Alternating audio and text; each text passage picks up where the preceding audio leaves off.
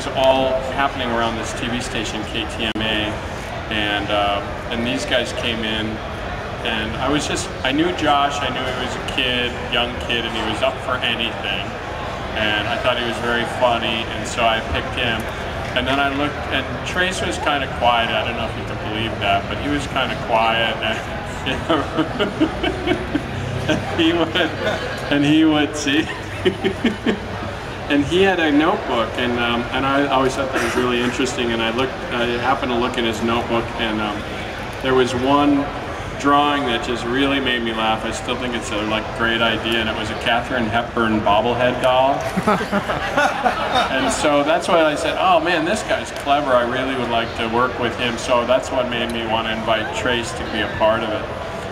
And we came into KTMA, and I had that night, I mean, I feel I'm much more organized now than I was then, but I pretty much pulled an all-nighter to make the robots. They were still really wet with paint and laying there, and Trace walked over and picked up Crow, and Josh, being really an ambitious kid, picked up 2 robots, the Gypsy robot and the other robot, which at the time was called Beeper, which was a baby robot, and the most unfinished robot ever.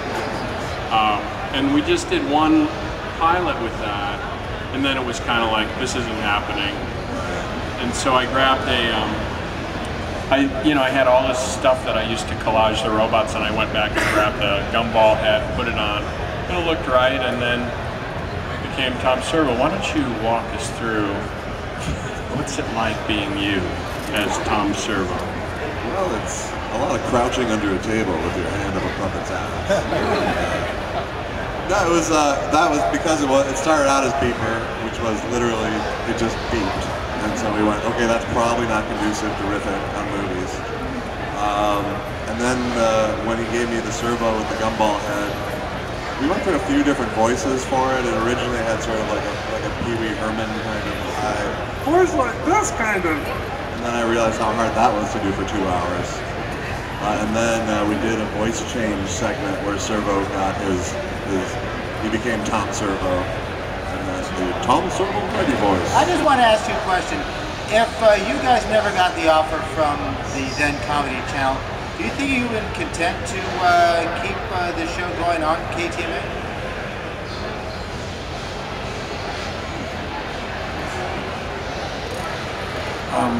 I just want to ask why you have a jumpsuit on.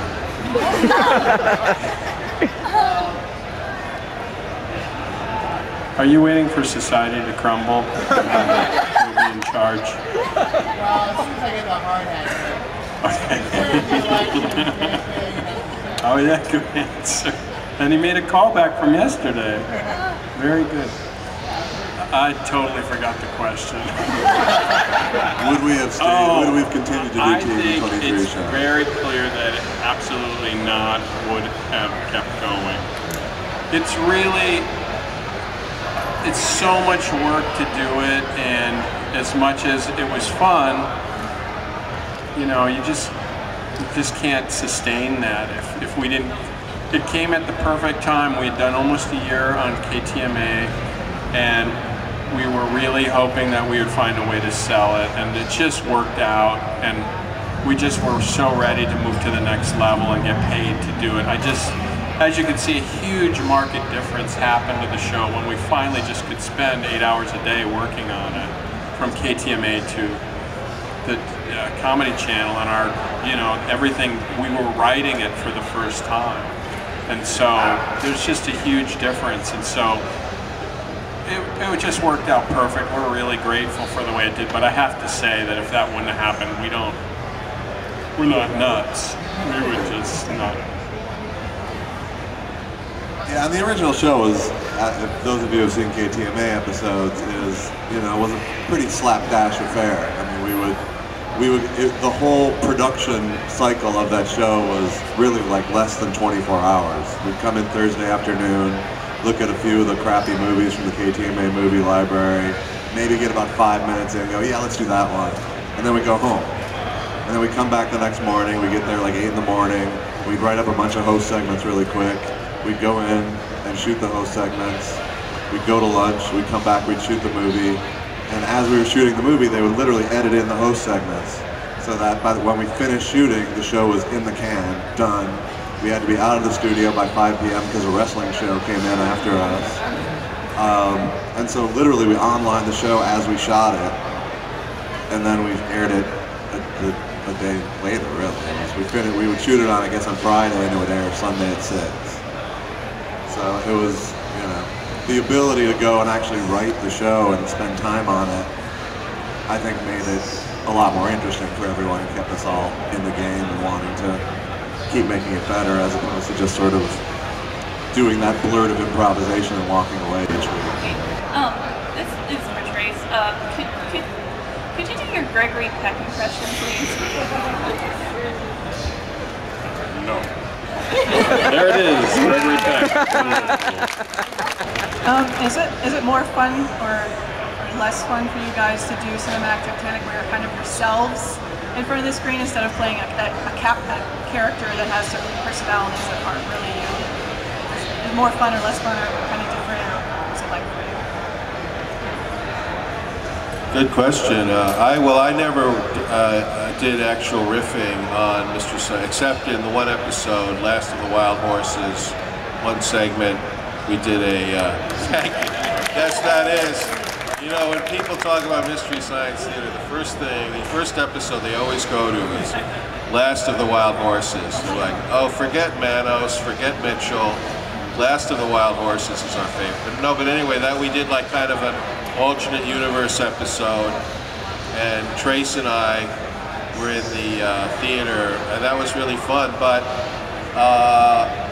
now that I'm doing Cinematic Titanic and I'm part of the riffing and everything, first of all, I really, it gives me even more appreciation of when Joel and Trace and Josh and Joel and Trace and Kevin and Mike and Trace and whatever, the combinations. But the three of them, the three people riffing on movies, you know, that's a lot of work. Because on Cinematic Titanic, there's 5 of us. And for me, like, that's very manageable because it's, you know, I always have a lot of time to prepare for my line or get mentally psyched for when my next line is coming. Like, there's usually not more than 1 line per page. So it's, I find it a very enjoyable thing to do. And we just filmed 3 new episodes this week, and it was a lot of work, but it was also a lot of fun. And also, I really appreciate the fact that I get to sit down. You know, if you've seen the silhouettes, I'm sitting, Trace and Josh are up on the they're standing and they're doing a lot of movement and stuff, and I'm just sitting there on my fat ass, as I like to do, and not really moving a muscle, but riffing on the movie, and it's a lot of fun. Yeah, I actually am having a great time just being accountable for my own voice. You know, it's not a character to serve. There's no puppeteering to do. You know, Servo wasn't exactly the most expressive robot. You know, you could sort of jiggle him up and down or move him side to side, but you know, the ability to gesture as you make a joke and just to speak in your own voice has been really fun. I think too, you've been so quiet, Trace. I need to hear this announcement.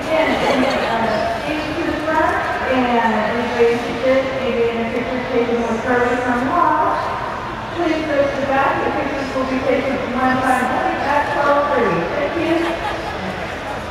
Everyone get that? Okay. You wrote it down.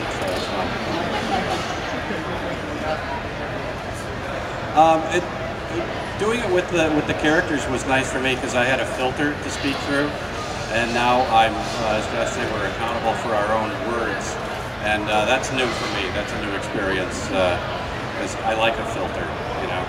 But